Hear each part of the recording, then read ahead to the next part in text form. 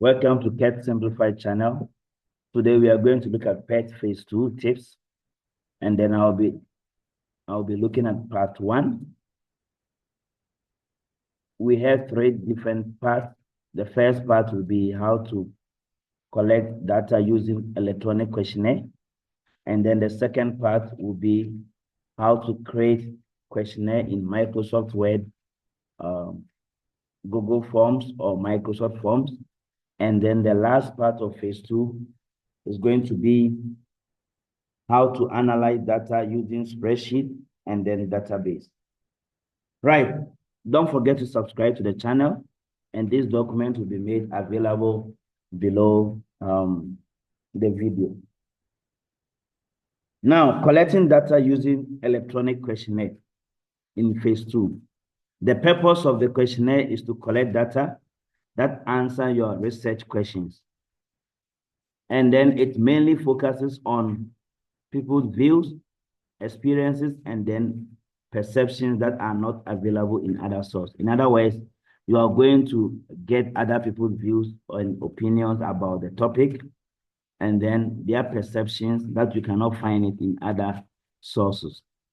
Now, when designing the questionnaire, you have to formulate at least 5 relevant questions. And when we talk about relevant questions, we mean questions related to the focus question, and excluding the biographical data. In other words, we don't count your name or maybe your age, the gender, and other things. We count only the questions that are related to the focus of the investigation. And your questionnaire questions must be closed-ended questions. In other words, make use of multiple choice, scale-based, and the rest. Then also, ensure that the questions provide data suitable for spreadsheet or database. So the closed-ended questions, or at least when you use open-ended questions, should be something that we can get data that will be useful for data processing in spreadsheet or database. Now, in creating and administering the questionnaire, first of all, you need to create the questionnaire in word processor using Microsoft Word developer controls to create the questionnaire. That one is a must. Even if you are going to use the online system like Google Forms or Microsoft Forms, you have to create it using the word processor. That's the first one. The essence of this one is that we want learners to be used to the developer controls, how they can use various controls, because these controls, we always ask questions on it during practical examination as well. So we have to first create it in word processor. And then after creating it, you can decide to print it, make copies, and then give it to people to answer, or you can distribute them through emails or through other means like WhatsApp and the rest. But the easier way of collecting this data, you can use Google Forms, Microsoft Forms, SurveyMonkey, and then or editable PDF. This one will be easier for you to collect the responses and analyze them. Also, like I said earlier, you can make use of by printing and distributing them, and then after that, you scan for storage. Now, if you print them and then you distribute them, when you get them, you must have evidence of that by scanning them and then putting them in a folder. We will look at that as well. Note, we have to have 25 responses from different groups. In other words, age, gender. You don't have to give it to only a particular age group. Otherwise, you'll be biased towards some certain group. So we have to make sure that your questionnaire, when distributing them, it should be in a diverse way. All right. In terms of the formatting, when you are designing it, first of all, you must have clear instructions for responding. And this is an example of the instructions. Thank you for participating in this research on the ethical use of AI in healthcare. You have to specify your topic of the research. So if you are doing education, you can say, thank you on ethical use of AI in education sector. You have to specify your sector, and then your response will help us assess the AI's impact on that sector. Please read each question carefully and select the most appropriate answer. This is very part to guide respondents how they must answer the question. This is very important because the rubric, if you don't do this, you lose that part, you lose that mark. Right. And then the second thing that you must take into consideration, the guideline when you are setting your questionnaire, is that you must group the questionnaire as well. The questionnaire needs to be grouped under a relevant heading. For instance, you can make use of the headings you chose in phase 1, positive impact of AI in education, negative or the bad side of AI in education, the ethical considerations of AI in education and training, or the solutions or ways to address these ethical issues of AI in education. So these headings, at least you can create 2 or 3 questions under these headings. At least, let's say 1. So if you have 1 for each, or some will be having 2, then it will be balanced 1. Please take note. Limit your questionnaire to 1 page or at least 1.5 page. Use professional formatting, in other words, clear font, spacing, structure, and the rest. And after creating your questionnaire, you must test your questionnaire with few people before you finalize them. In other words, before you distribute to people, test with 2 or 3 people who are around you, whether they'll be able to answer the questionnaire properly before you send to other respondents. Right, number 5. When you are done, you have to collect your responses and then you store them under phase 2 folder. You have to identify the data for the processing. You will need that for spreadsheet. So the data that you need for instance, the numerical data for calculations and comparing them as well. And then the database, you have to also identify the data that we can use for queries, filtering, and report. And then the external sources, try to get other data from external sources other than the questionnaire.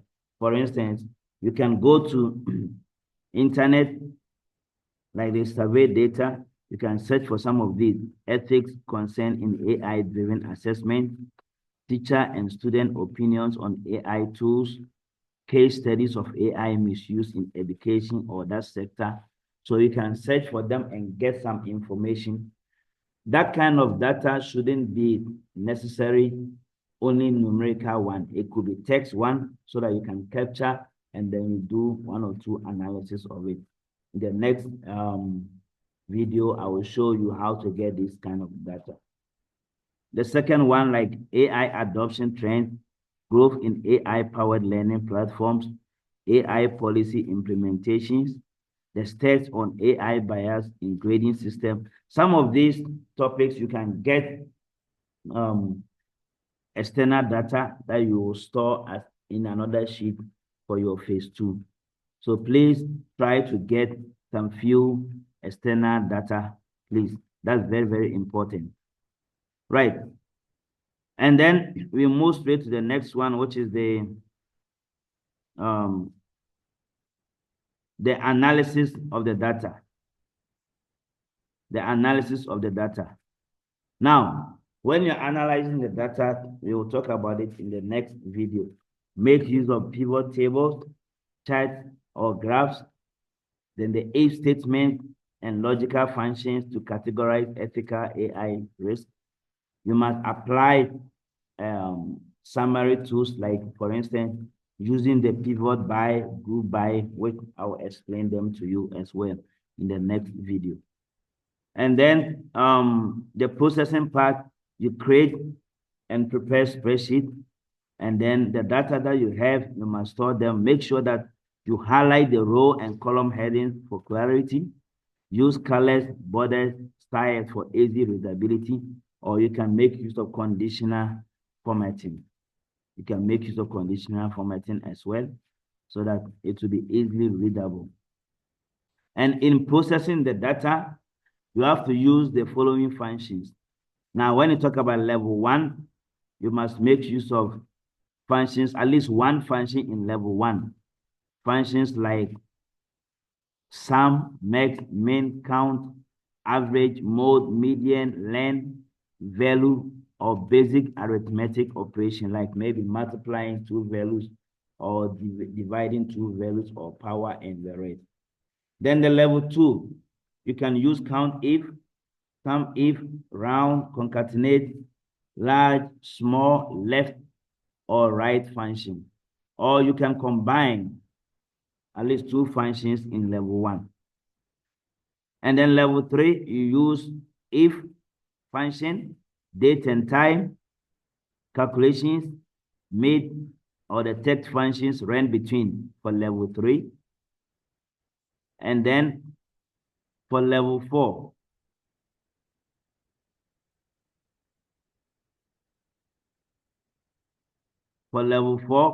you can use lookup, which is similar to if statement, and then nested if or advanced function like group by or the pivot by, which I will show you how to use these functions. And then you must sort your data or filter them, and then you summarize the key findings of your spreadsheet in a separate worksheet. In other words, creating the graphs and then the tables. Right. Then the graphs should have proper legend, exit title, and then the labels. Then the database, also for phase 2, you create a table with at least 5 fields. You can take the table from your research or your questionnaire, and then you take it to database.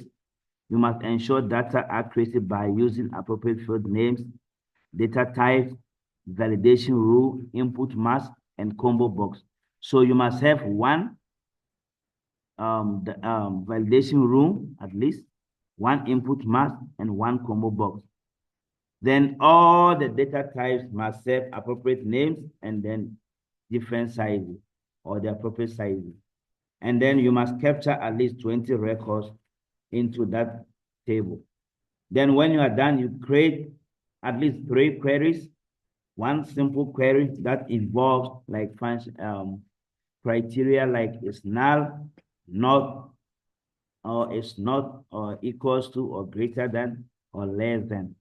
And then the level 2, you compare, like between. You can use between. Let's say between 1 and 2. You can also make use of wildcard, like star, and then the question mark. And then again, level 3, you create queries with a simple calculation, at least one calculation. And then the level 4, the calculation can be grouping. That is the aggregate function. So here you can use aggregate function.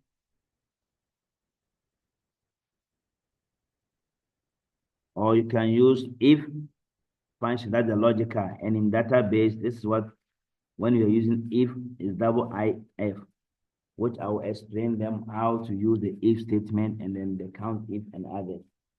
And then you must include meaningful calculations in the report footer.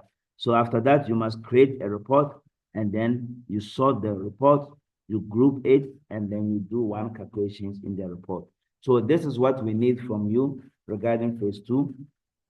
Then when you are done, you create Microsoft Word report, and then you summarize your findings so that you can use it for your phase 3. Right. So this is the first part, what needs to be done in phase 2. In the next video, I will be talking about the examples of the questionnaire and how to set these questionnaire. Thank you for your time.